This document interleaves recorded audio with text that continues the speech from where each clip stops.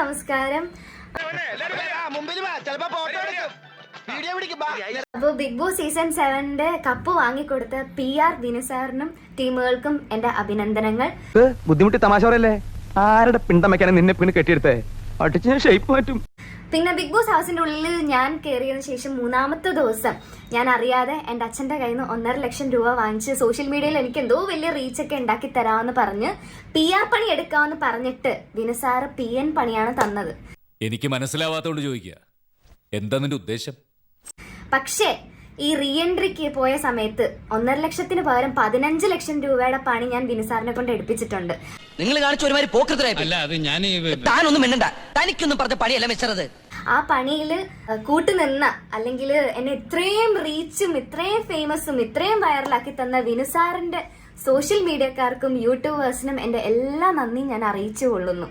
സ്വന്തം ജീവിതവും ഇങ്ങനെയായി, എന്തിനാ മറ്റുള്ളവരുടെ ജീവിതം കൂടി വെറുതെ നശിപ്പിക്കുന്നത്? അയ്യോ, ഒരാളോട് ഒരു സ്പെഷ്യൽ താങ്ക്സ് പറയാൻ മറന്നുപോയി. അതായത് സീസൺ 5 വിനുസാർ PR പണിയെ എടുത്ത് വിജയിപ്പിച്ച അഖിൽ മാരാരനോട്. ലോകത്തിൽ ഇവനെ പോലെയുള്ള സകല ഫ്രോഡുകൾക്കും ദൈവം ഒരു ആയുധം കൊടുത്ത് അനുഗ്രഹിച്ചിട്ടുണ്ട്, നാവ്. അതിന്റെ ബലത്തില് ഇവന്മാരെല്ലാരും വീഴ്ത്തിക്കൊണ്ടേയിരിക്കും. മാരാര് പറയുന്ന കേട്ടു, അതായത് റീ എൻട്രിക്ക് കയറിയ സമയത്ത് വിന്നറിനെ മോട്ടിവേറ്റ് ചെയ്യണമായിരുന്നു. നീ പേടിക്കണം, അത്രേ ഉള്ളോ? ഇത്ര മതിയോ? പക്ഷേ ഞാൻ മോട്ടിവേറ്റ് അല്ലല്ലോ ചെയ്തത്, അതിന് പകരം ഞാൻ കപ്പ് വാങ്ങിച്ചു കൊടുത്തല്ലോ. താങ്ക മുടിയില്ല മാണിക്ക, താങ്ക മുടിയില്ല. വിനുസാറും പിന്നെ വിന്നറിന്റെ ഫാൻസ് എല്ലാം കൂടിയാ പറയുന്നത്. അതറിഞ്ഞാലും ഒത്തിരി സന്തോഷമുണ്ട്. എന്തായാലും വിന്നർക്ക് ഞാൻ കാരണം കപ്പ് കിട്ടിയല്ലോ. നീ വിഷമിക്കാണ്ടിരി. എനിക്കെന്ത് വിഷമം? എനിക്കൊരു വിഷമമില്ല. പിന്നെ അഖിൽ മാരാറിനോട്, മാരാറ് കൊട്ടിയാൽ മാക്രി അറിയുമായിരിക്കും, പക്ഷെ അഡ്വക്കേറ്റ് ശൈത്യ അറിയത്തില്ല. ഓഹോ, വെരി ഗുഡ്. പട്ടിയുടെ വാല് 12 കൊല്ലം കുഴലിട്ടാലും വളഞ്ഞേ ഇരിക്കത്തുള്ളൂ.